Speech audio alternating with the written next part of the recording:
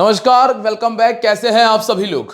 दोस्तों, गुजरात और यूपी के बीच में जो आज का WPL का मैच खेला जाएगा, इसके कुछ पंटर प्लेयर्स के बारे में हम इस वीडियो के अंदर बात करने वाले हैं कि कौन कौन सी ऐसी प्लेयर है जिनको ग्रैंड लीग की टीम में तवज्जो देनी है। तो चलिए दोस्तों, शुरुआत करते हैं। फ्रेंड्स, अगर आप लोग आज हमसे पहली बार जुड़ रहे हो तो चैनल को सब्सक्राइब कर लेना, साथ में बेल आइकन पे प्रेस कर दीजिएगा जिससे कि आने वाली वीडियोस के नोटिफिकेशन मिल जाए। और जो हमारी फाइनल टीम है दोस्तों, फाइनल टीम जो है वो मैं आपको टॉस के बाद टेलीग्राम पे दे देता हूं। तो अगर आप लोग टेलीग्राम पे नहीं हो तो वीडियो के डिस्क्रिप्शन में जाना, आपको टेलीग्राम का लिंक मिल जाएगा।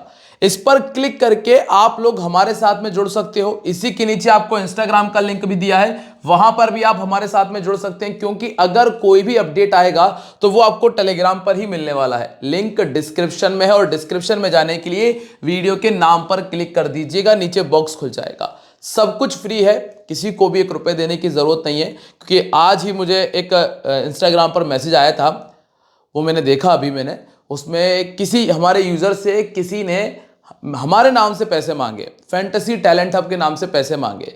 तो मैं आपको बता दूं, बिल्कुल क्लियर है, स्पष्ट है, आप लोग इसको अलग से कट करके रख लेना कि मैं आपसे किसी भी टीम के लिए कोई भी पैसे नहीं लेता हूं।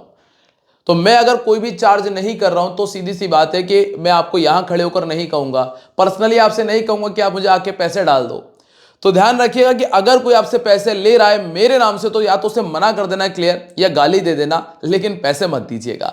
चलिए बात कर लेते हैं वेन्यू के बारे में। मैच होगा भारत रत्न श्री अटल बिहारी एकना स्टेडियम पे। और एकना स्टेडियम का जो ग्राउंड है ना दोस्तों, वहां पर आपको ब्लैक सॉइल वाला विकेट देखने मिलता है। अभी तक टोटल 3 मैचेस हो चुके हैं और तीनों के तीनों मैच जो है वो चेस करने वाली टीम ने जीते हैं।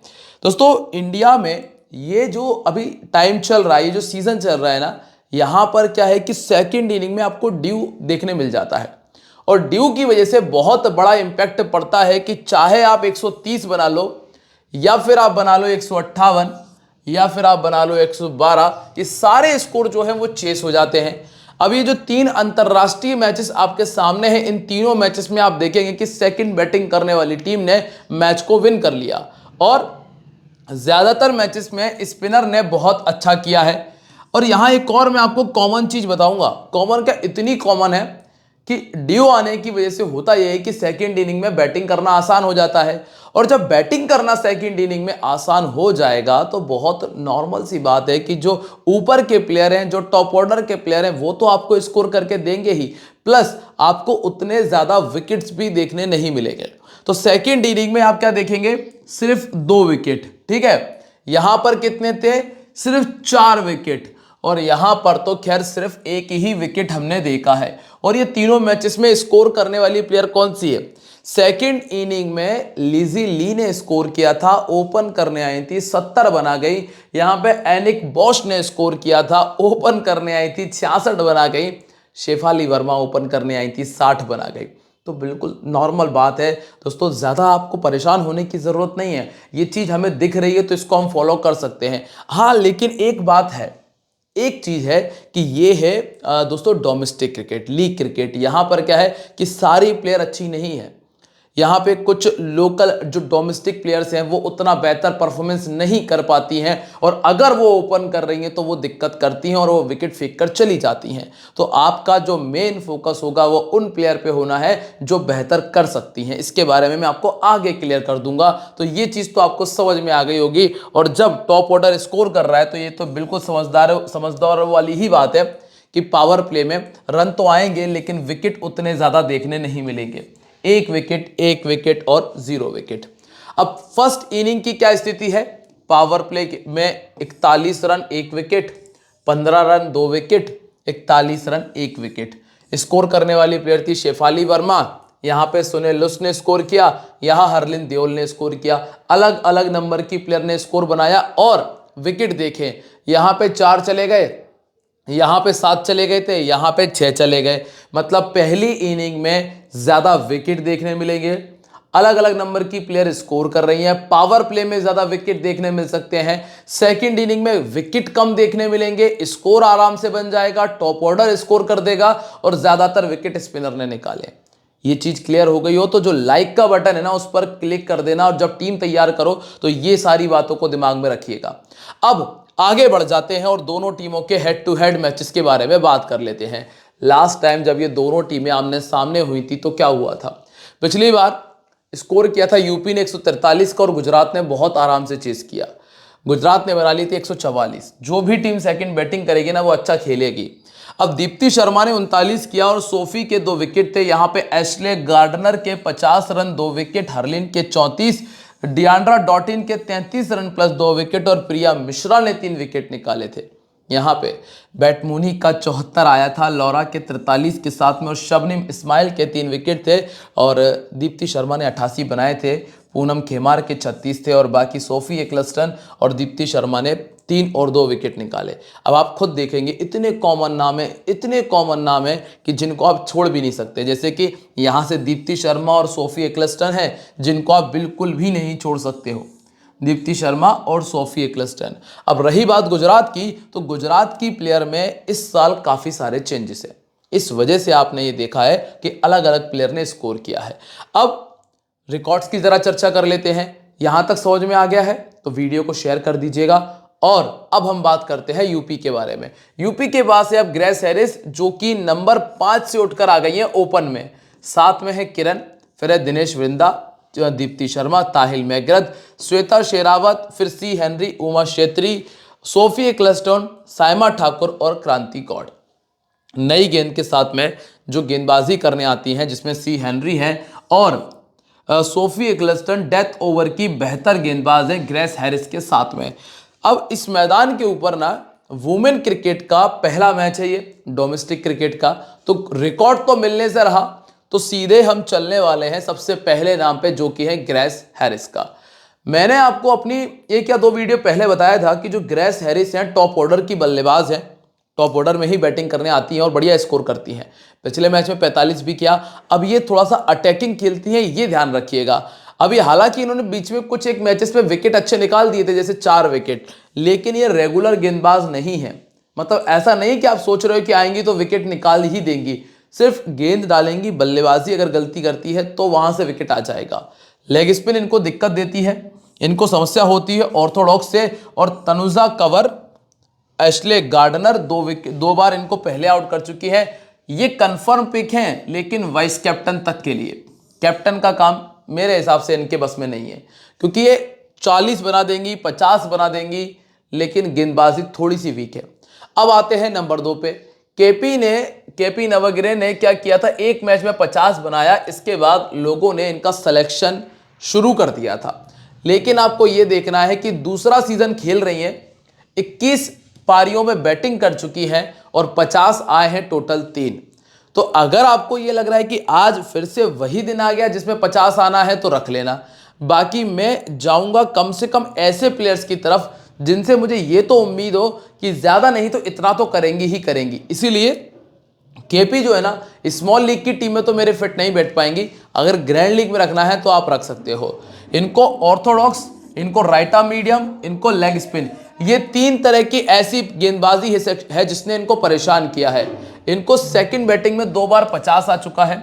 मेघना सिंह, डियांड्रा डॉटिन और काशवी गौतम इस तरह की गेंदबाजी करती है।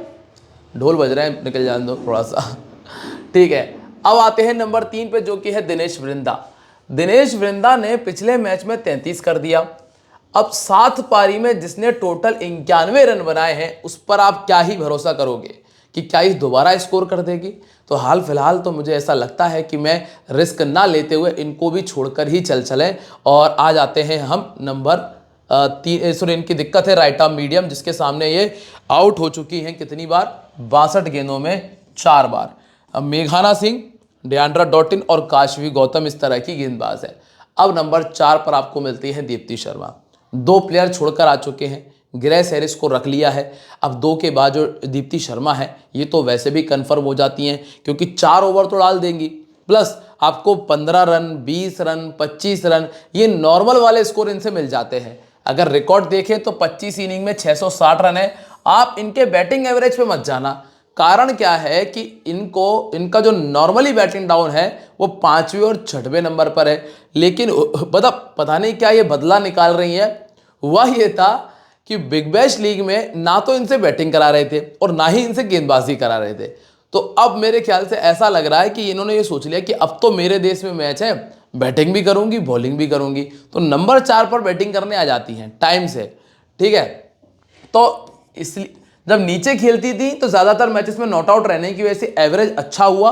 बाकी स्ट्राइक रेट 128 का है, आप देखेंगे इस सीजन में 25, 13, 7, 39 ये परफॉर्मेंस है और एक विकेट से ज़्यादा नहीं निकाला।